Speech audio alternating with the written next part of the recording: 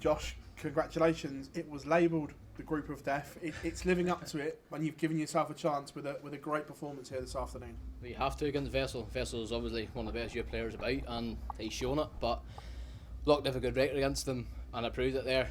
Obviously, nice out of 10 dart in the last leg to obviously seal it. But when it comes to these TV tournaments, man, it's just not happening.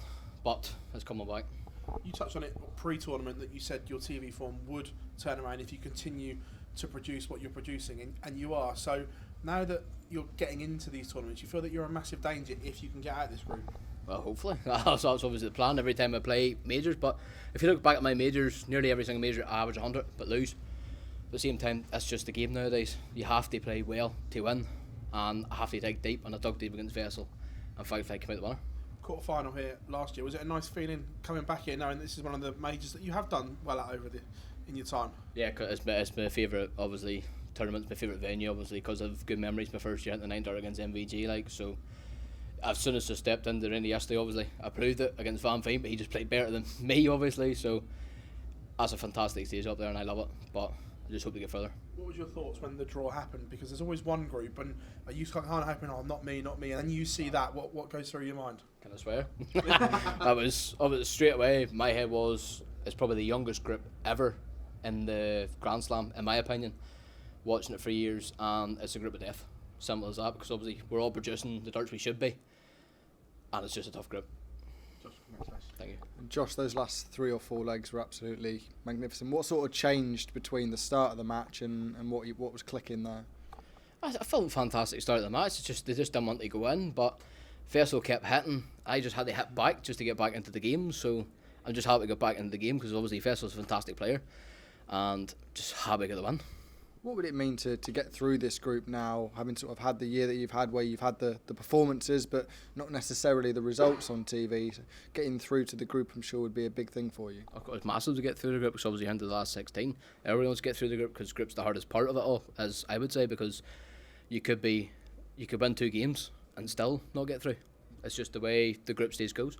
Where do you feel your A game is right now with the best players in the world? You talked about on TV stages, they've been 100 averages, but they've not necessarily been games that have gone in your favour.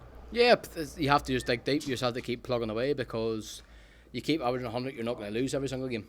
You're going to end up winning them, but people just have to play well, and they're playing well, and that's it. Cheers, Josh. Thank you.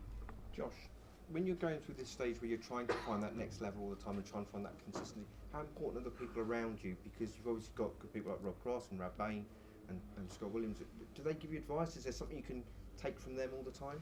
Yeah, obviously, as I touched on when I won that last Players' Championship, Rab had a sit down, talked to me, said, Josh, you've moved forward over to the right hand side of the hockey, and I didn't realise it until I was practicing. I realised it myself to move back to hockey, won the Pro Tour, and I'm playing well here, so obviously it's a major change because I didn't realise it was happening.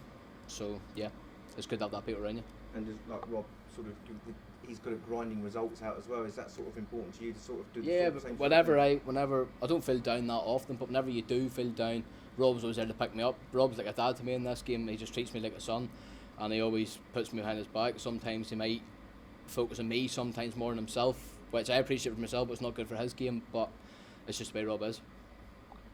Josh, when you first came onto the scene, you was a young player with a big spotlight on you. We're seeing that with Vessel now as well. What's it like when you're such a young player with such a huge spotlight and a lot of people talking about you and hyping you up?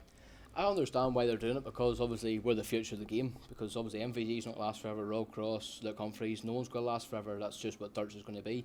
So I understand why they're doing it, but it's a pain in the ass why they're doing it, in my opinion, because you have to look at Luke Littler. He's getting it all.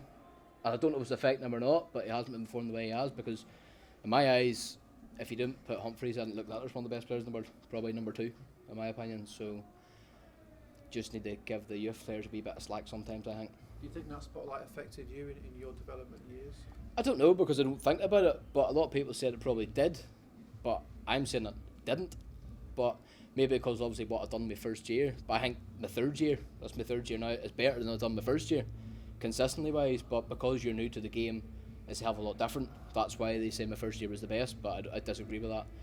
But the limelight doesn't help a lot of players. It's been a bit of a yo-yo year for you. You've won titles on the European Tour and on the floor, but not so great on TV. So when you come into these tournaments at the back end of the year, where do you set your goals? Do you believe that you can come in and lift the trophy?